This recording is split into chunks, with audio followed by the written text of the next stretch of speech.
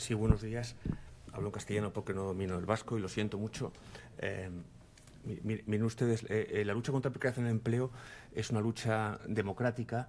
Hemos conseguido en España conseguir luchar contra la precariedad en el empleo a base de hacer empleos estables. Sin embargo, esto no ha sucedido en el sector público hasta el punto que el 62% de la plantilla de los servicios centrales de este Gobierno son funcionarios interinos que llevan más de 10, 15, hasta 30 años de servicios continuados.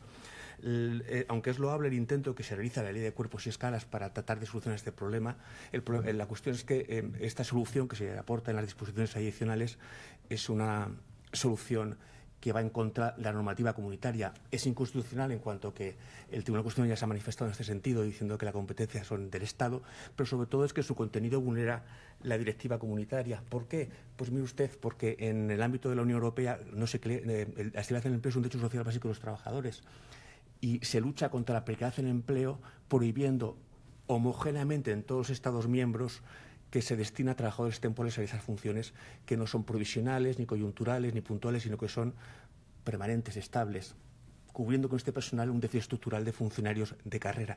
Para definir el abuso en Europa se emplean prácticamente tres conceptos, que son, uno, el número de años.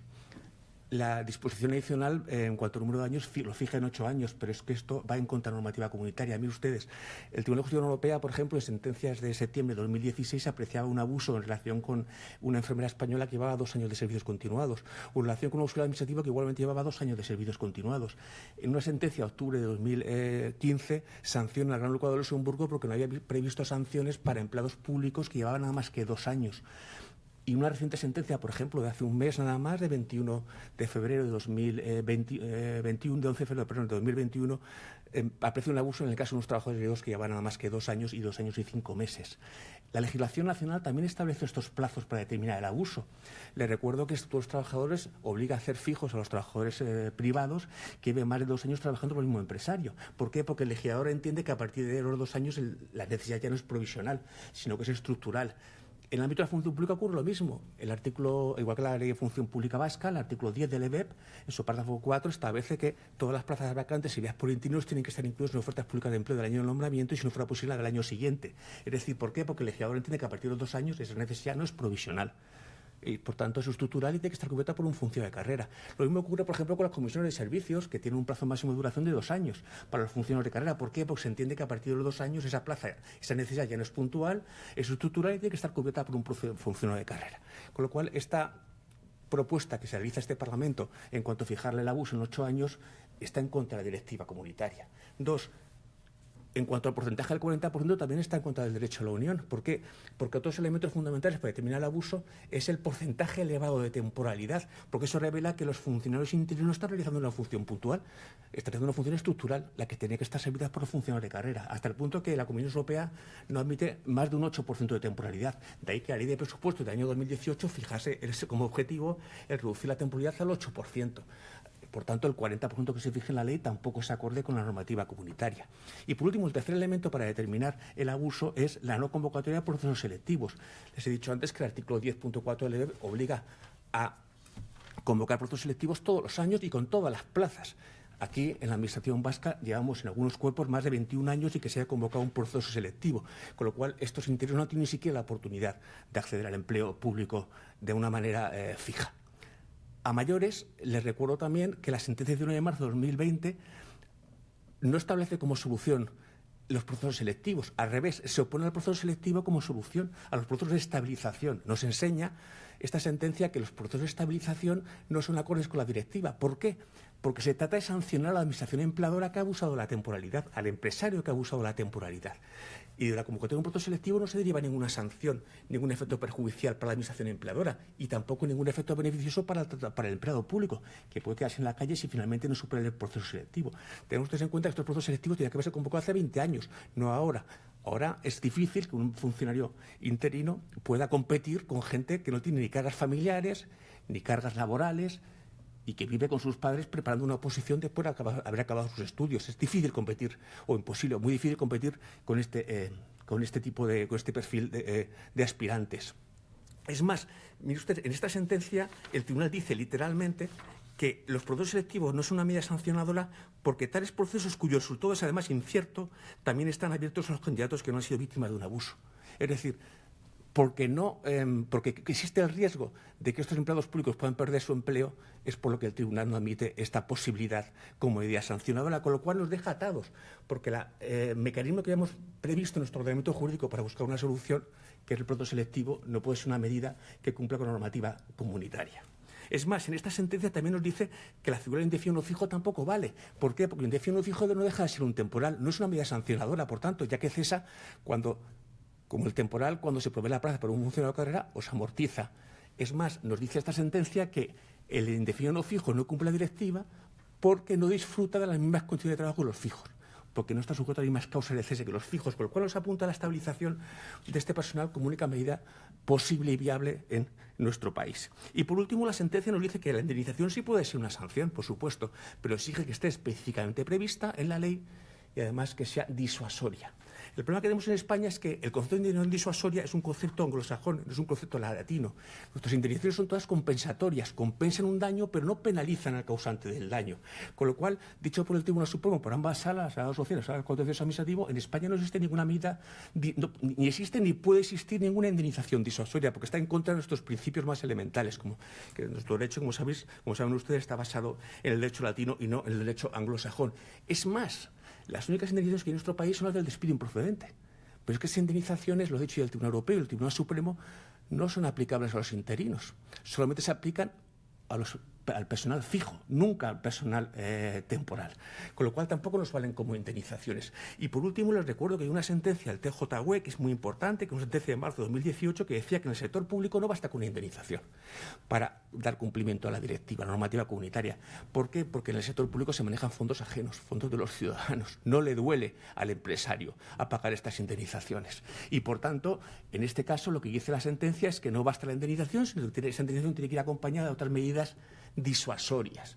Que en el caso que analizaba esta sentencia se refiere al caso italiano, donde se penalizaba, se multaba a las autoridades administrativas con multas pecuniarias por no haber cumplido la directiva, por haber abusado de la temporalidad. Es decir, por un lado se indemnizaba al trabajador y por otro lado se penalizaba a la autoridad administrativa con unas multas pecuniarias consistentes en la pérdida de complementos retributivos. Ante este panorama, donde no hay ninguna sanción y que la directiva nos obliga a sancionar a las administraciones empleadoras que abusan de la temporalidad, hay que buscar una solución. Y esta solución la proporciona, como siempre, la propia jurisprudencia del TJUE, que en un reciente auto de 30 de septiembre de 2020 nos dice que cuando un Estado miembro como España no ha fijado una sanción en su legislación, lo que procede es hacerlos fijos. Se refería a una consulta que hacía el Tribunal Supremo portugués, la Sala de lo Contencioso Administrativo del Tribunal Supremo portugués, que decía que como ocurre en España, si en Portugal no había una sanción para acabar con la precariedad en el empleo, ¿qué tenía que hacer? Y el Tribunal le contesta que lo que tiene que hacer es hacer fijos a los interinos que son víctimas o que se encuentran en situación de abuso en la temporalidad y, por lo tanto, son víctimas de esta actuación ilegal por parte de las administraciones públicas. Esta sentencia, este auto de 30 de septiembre, ha sido confirmado por la sentencia 11 de febrero de 2021, que es una sentencia griega en este caso, que es una sentencia importante porque mantiene el mismo criterio y nos dice, mire usted, si un Estado miembro no ha fijado la sanción y hasta tanto no fije la sanción debe ser la estabilización. Pero sobre todo esta sentencia da un pasito más y nos dice, mire usted, el legislador tiene plena libertad para fijar la sanción que estime oportuno, es decir, para fijar la medida para estabilizar este personal que estime oportuno, aunque esta medida sea contraria a la Constitución española. ¿Por qué? Porque el principio de prevalencia del derecho a la Unión significa que debe prevalecer el derecho a la Unión sobre cualquier norma interna, incluidas las constituciones de los Estados miembros, porque si no, nunca podríamos aplicar el derecho a la Unión homogéneamente en todos los Estados de la Unión Europea. Bastaría con que un país miembro invocase su propia Constitución para dejar de aplicar aquellas normas que no nos gustan o que no nos interesan. Y estamos en una Comunidad Europea donde se basa en un principio de homogénea aplicación de todas las normas en todos los Estados miembros, de tal manera que si un trabajador no puede ser un trabajador español, vaya a Alemania o a Bélgica o a Holanda y sea fijo en el sector público a los 2 años y que, sin embargo, un trabajador alemán venga a España y sea temporal o se mantenga en régimen de temporalidad durante plazos que exceden de los 30 años, como sucede en este país, con gente que se jubila en régimen de precariedad en el empleo. Si escarbamos un poco en el derecho interno, observamos que esta solución que proponemos nosotros, que la estabilización, es la solución más acorde también con el derecho interno. Les voy a explicar por qué, si me permiten. En primer lugar, porque aquí estamos hablando de un fraude de ley. Es decir, hemos Contratamos unos señores diciéndoles que van a tener un trabajo puntual y provisional y los mantenemos 20 años en un régimen de precariedad en el empleo. Y en todos los casos de fraude de ley, el artículo 6.4 del título primero del Código Civil nos dice que hay que aplicar la norma jurídica que se ha tratado de eludir. Y lo que se ha tratado de eludir con estos nombramientos fraudulentos ha sido la estabilidad en el empleo. 2, por la aplicación del principio de igualdad. Si estos señores ocupan los mismos puestos que los funcionarios de carrera, realizan sus mismas tareas y funciones, con sus mismas responsabilidades y con su misma permanencia, a igualdad de obligaciones, igualdad de derechos. Es un principio elemental del artículo 14 de la Constitución. Y, por tanto, sujetémonos a las mismas causas de cese que los funcionarios de carrera. Y 3, miren ustedes, el error que tenemos en este país es que justificamos estos abusos diciendo que no han superado un proceso selectivo de acceso. Pero es que la estabilidad en el empleo o la movilidad del funcionario de carrera no nace del artículo 23 de la Constitución, que es el que regula la forma de acceso a través del principio de libre concurrencia, igualdad. La inamovilidad del funcionario público deriva del artículo 103 de la Constitución, que es el que establece que las administraciones públicas sirven con objetividad e imparcialidad a los intereses generales.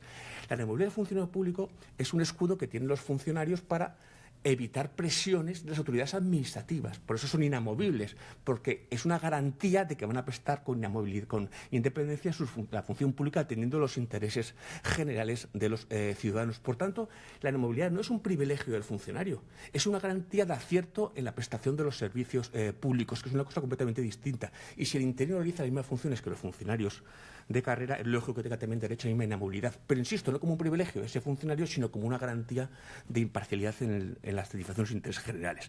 Esto no significa, quiero dejarlo claro, que el funcionario interino, que el funcionario de carrera no tenga un estatus jurídico distinto o superior a estos empleados. Lo que estamos pidiendo es que se sujete a las mismas causas de cese que los funcionarios de carrera, pero reconociendo que el funcionario de carrera ha superado una oposición, lo cual le otorga preferencia en todo lo que tiene que ver con la movilidad, con los ascensos, con las promociones, con las comisiones de servicio, en todo lo que tenga que ver con concurrencia competitiva. Tiene más puntuación porque ha superado un proceso selectivo y se le reconoce sin ningún tipo de problema. Lo que estamos tratando es de casar la situación material de este personal con la situación formal y jurídica. Si han desempeñado las mismas funciones que los funcionarios de carrera, con sus mismas obligaciones, reconozcámosles también los mismos derechos a la inamovilidad en el empleo público, que por otro lado es un acto de justicia y moralmente exigible. Estos señores son los que han desempeñado la tarea pública en un 62% de temporalidad en la Administración General de ECUA, en los servicios centrales de la Administración General Vasca. Reconozcámoslos su trabajo. Son los que han mantenido a este gobierno vasco durante todos estos años, son los que nos han salvado del COVID, los que han atendido a nuestros ciudadanos, los docentes en situación de COVID, los que han atendido a nuestros servicios sociales. Es decir, reconozcámoslos su tarea. El gobierno vasco tiene unos empleados públicos excepcionales. Reconozcámoslo y hagámoslos como acto de justicia y un acto moral exigible, fijos, en el sentido de sujetemos las mismas cosas de cese que los funcionarios de carrera. Muchas gracias, señor Javier.